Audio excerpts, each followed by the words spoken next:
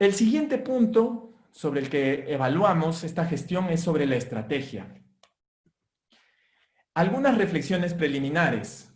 ¿Qué es estrategia? Es decidir qué cosa haces y qué no haces para lograr un objetivo. La siguiente pregunta natural es, ¿y cuál es el objetivo? ¿Salvar vidas? ¿Salvar empleos? O quizás un balance entre estos dos objetivos, que es maximizar el bienestar de las familias. Tenemos que ser conscientes que no se puede tener todo. Hay un trade-off. Si se salvan más vidas, se pierden más empleos. Si se salvan más empleos, se pierden más vidas. Negar esta situación es no tener un diagnóstico adecuado para tomar decisiones y tener una estrategia. Y esta estrategia tiene que estar basada en nuestros recursos y tiene que ajustarse en el tiempo. La incertidumbre no es excusa para no tener una estrategia. En algún momento escuchamos comentarios como la data es tan mala que no se puede decidir nada. A pesar de que la data sea incompleta o imperfecta, se tienen que tomar decisiones y se tienen que ajustar progresivamente.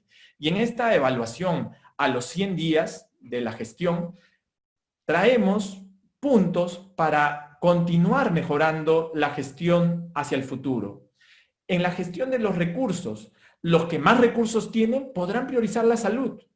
Esto es a nivel de Estado. Países desarrollados con más recursos pueden priorizar la salud en mayor medida que países con menores recursos. Familias con mayores recursos pueden priorizar la salud más que familias con menores recursos.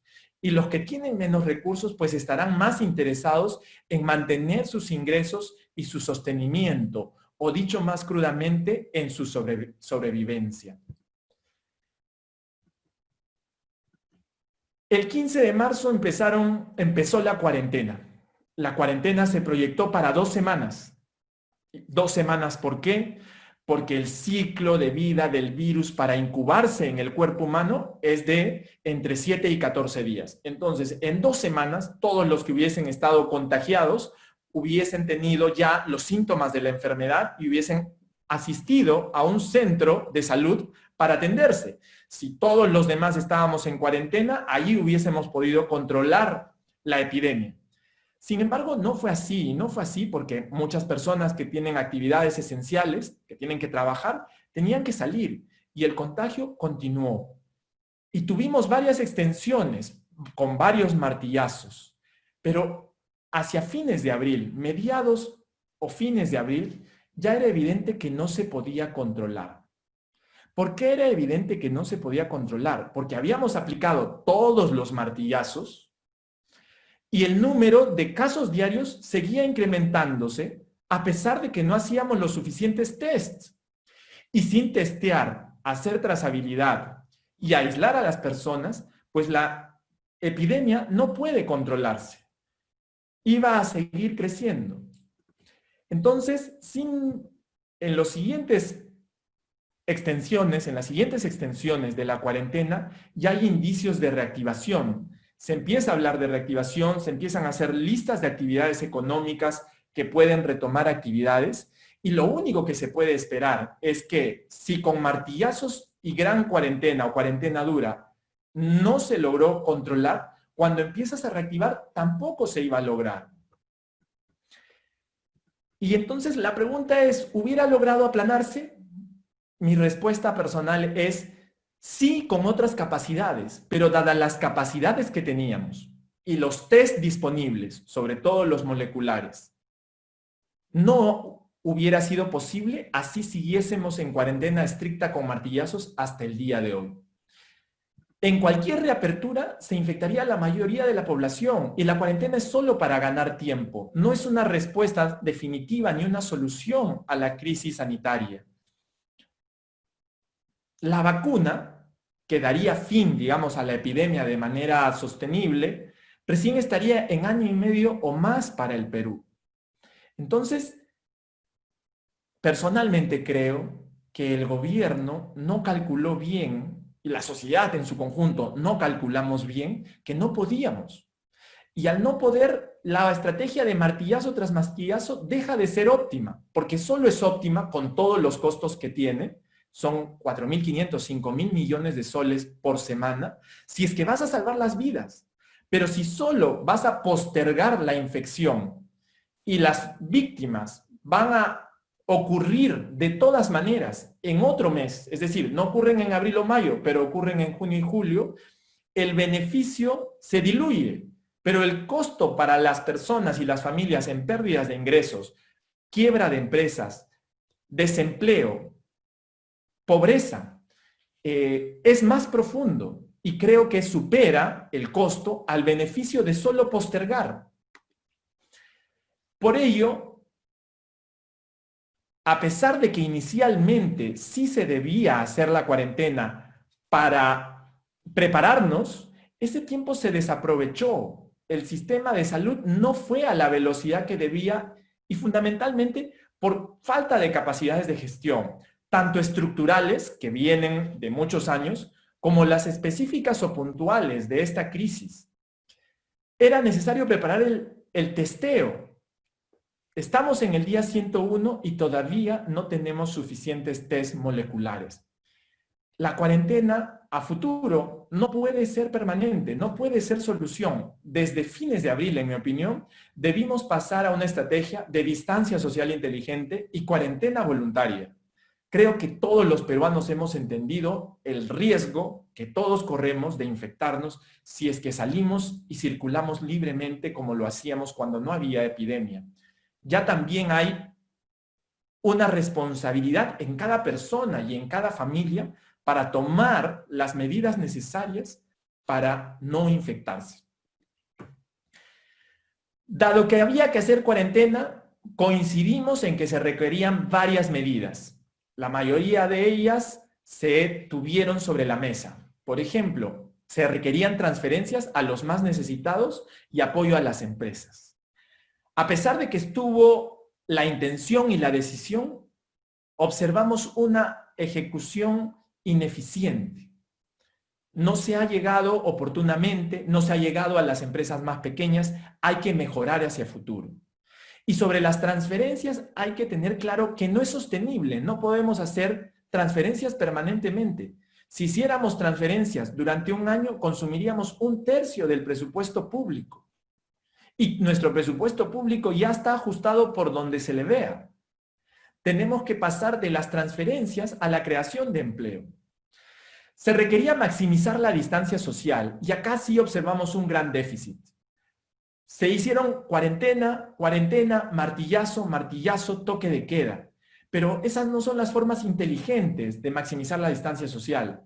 Se requería más espacio en los mercados, reordenar los mercados, facilitar las transferencias, la disposición de dinero, la bancarización de urgencia, que ya hay algunos pasos, pero estamos en el día 100. Esto tenía que correr desde el día 15, desde el día 20, porque ya eran temas evidentes.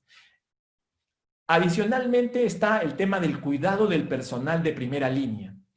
El personal de primera línea es el personal de salud y también los policías, las Fuerzas Armadas que han cuidado el orden en nuestra sociedad y el personal del sector privado que atendía en los mercados, que permitía abastecer a todos de los alimentos básicos. Y no se ha tenido la protección adecuada a todos ellos. Incluso el personal policial, en mi opinión, al entender que se va a enfermar, se va a infectar y no va a recibir la asistencia adecuada, pues dejó de hacer su labor con la intensidad que se le vio en los primeros días. Con todas esas características era imposible sostener una cuarentena como solución y respuesta o querer aplanar la curva. Estábamos más en una estrategia de mitigación. Y por ello esta ilustración me agrada mucho porque la ola se va formando en marzo y va creciendo. Hasta que ya en mayo o junio es imposible escapar para muchas personas porque tienen que volver a trabajar. Y tienen que zambullirse, que significa exponerse al virus, arriesgarse. Y claro, algunos saldrán con anticuerpos y con cierta inmunidad, y solo pocos, principalmente los que teletrabajan o tienen muchos recursos y deciden hacerlo, podrán seguir escapando a la epidemia y seguir en una cuarentena voluntaria, independientemente de las normas que dicte el gobierno. Entonces, ¿qué hacer en el frente sanitario hoy día, en el día 101 de la cuarentena? Pues lamentablemente las recomendaciones son muy parecidas a las del día 1. Mejorar capacidad de testeo. Todavía no estamos donde deberíamos estar, nos faltan pruebas moleculares. Desarrollar el contact tracing. Hay esfuerzos en el sector privado, digamos, en profesionales jóvenes que están impulsando iniciativas de contact tracing, pero no vemos que el gobierno las adopte. Se debe seguir incrementando la capacidad de atención y logística. Hay muchos esfuerzos para desarrollar respiradores que no han tenido el suficiente apoyo del gobierno. Se tiene que actualizar permanentemente el protocolo de atención sanitario. Tenemos que incorporar los resultados de los estudios que se realizan en todo el mundo sobre los mejores tratamientos para esta epidemia, para este virus. Hay que recompensar y sostener la rotación del personal de salud. Vamos a llegar al punto donde van a haber camas, van a haber respiradores y no van a haber médicos o enfermeras, porque ya no van a estar dispuestos a atender o ya van a estar saturados o son muy escasos. Tenemos que atender las otras morbilidades. Hay muchas personas que han fallecido por no recibir la atención oportuna en sus enfermedades crónicas. Y tenemos que prepararnos para comprar las vacunas y vacunar masivamente a la población. Quiero rescatar con mucho énfasis estos esfuerzos de peruanos de altas capacidades que innovan con poco apoyo, no pertenecen a la gran empresa, son microempresarios o son independientes. Tenemos los test moleculares rápidos que han desarrollado un grupo de científicos peruanos, sin gran apoyo del Estado, sin respuestas rápidas del Estado. O sea, en el día 100 les prestan atención y esperamos que los puedan acompañar para llegar a la fase de manufactura y se produzcan suficientes test para el Perú y se puedan exportar a la región. Otros emprendedores que han generado respiradores, como este equipo de CEPAP, que no tienen respuestas del gobierno para probar el equipo y llevarlo a una fase de producción, cuando la intención de este equipo es donar 20 unidades. O esfuerzos de contact tracing con el semáforo para el huayno que ha estado circulando en nuestras redes sociales y tiene importantes avances, creo que superiores a los que el propio gobierno ha generado, para implementar el contact tracing, que es tan urgente, fue tan urgente, sigue siendo urgente y puede ser clave en una siguiente ola. Todos ellos merecen el mayor aplauso de todos los peruanos, el mayor reconocimiento, pero sobre todo la atención del gobierno.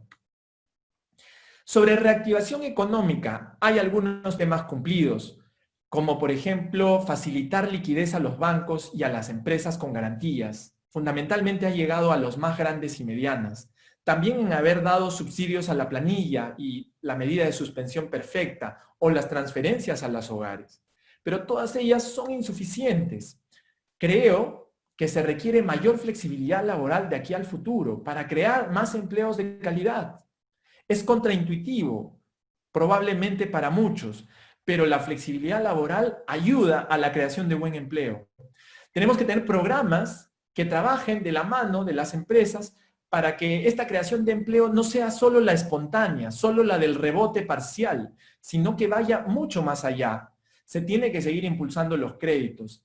Hay que simplificar los protocolos para las empresas relacionadas a la epidemia. No se puede pedir a las empresas más de lo que el gobierno ha hecho con su propio personal de primera línea. O sea, el Estado no puede exigir que la empresa sea el papá. O sea, quizás las más grandes pueden cumplirlo y seguro que voluntariamente lo van a hacer, pero cuando sacan estos protocolos no son solo para los más grandes, son para todos. Y las empresas pequeñas están muy golpeadas. Tenemos que ser más realistas. Y hay que impulsar la inversión pública, no a través de los mecanismos tradicionales como la inversión pública de gobiernos locales y regionales, con baja calidad, con mucha ineficiencia, con alta corrupción. Tenemos que pensar los nuevos modelos, los PMOs, las unidades ejecutoras de excelencia, entre otros. ¿Y a dónde debemos apuntar en la reactivación? ¿A continuar la senda de crecimiento que teníamos hasta el 2019?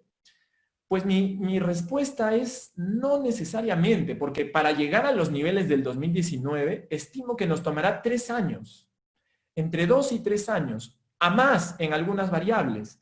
Y continuaremos con problemas estructurales. Por ejemplo, la recaudación fiscal en el 2019 era 15% del PBI, lo que es insuficiente. Tardaremos 3 años en retornar a ese nivel. El servicio de salud está roto. Hay un gran déficit de infraestructura. El gobierno tiene pocas capacidades y alta corrupción. La informalidad alcanza los niveles más altos de América Latina. Hay baja productividad, pocos empleos de calidad y la pobreza se va a incrementar y no se va a retroceder al nivel que se tenía en el 2019 dentro de 3 años. Por ello, no es conveniente, no es razonable continuar la senda, sino que se deben impulsar megareformas.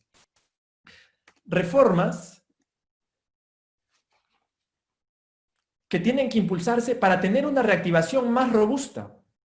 Además, ganaremos tiempo para los siguientes 10 a 20 años. Tenemos que aprovechar la oportunidad, porque si se regresa a cierto bienestar, habrá menos voluntad y ya no serán tan viables los cambios. Estaremos más preparados ante futuros desastres, incluyendo una segunda ola del COVID-19. ¿Y cuáles reformas? Pues lamentablemente necesitamos muchas. Reformas en formalización, reforma tributaria y de seguridad social. Necesitamos reformar el sistema de salud. La bancarización y acceso financiero es crítica para la formalización. La modernización del Estado. La reforma electoral, que debería ser la prioridad del Congreso. La reforma judicial, la lucha contra la corrupción. Estamos en medio del proceso Lavajato, ya nadie habla de él y sigue siendo súper importante para el futuro institucional del país. La reforma de seguridad ciudadana.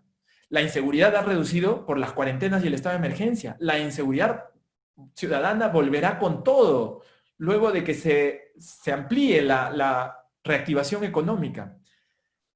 Tenemos que impulsar la competitividad y el desarrollo territorial y aprovechamiento de los recursos naturales. El cobre, que es el principal producto del Perú, no puede seguir bajo el suelo. No podemos esperar a que los superconductores reemplacen al cobre y ese metal, ese recurso natural, que es parte de la riqueza del país, se quede debajo del suelo. Quiero finalizar con una frase para orientar el futuro, ¿no? Para quien no tiene un objetivo, nada es relevante. Necesitamos tener clara la estrategia hacia el futuro. Mirar a la gestión del gobierno de los últimos 100 días para aprender, para criticar, para corregir, pero más importante aún, para enfrentar los retos que tenemos pendientes. Son muchos. No podemos pensar que lo peor ya pasó. Tenemos una cuesta arriba muy severa, muy dura, con muchos costos que tenemos que navegar.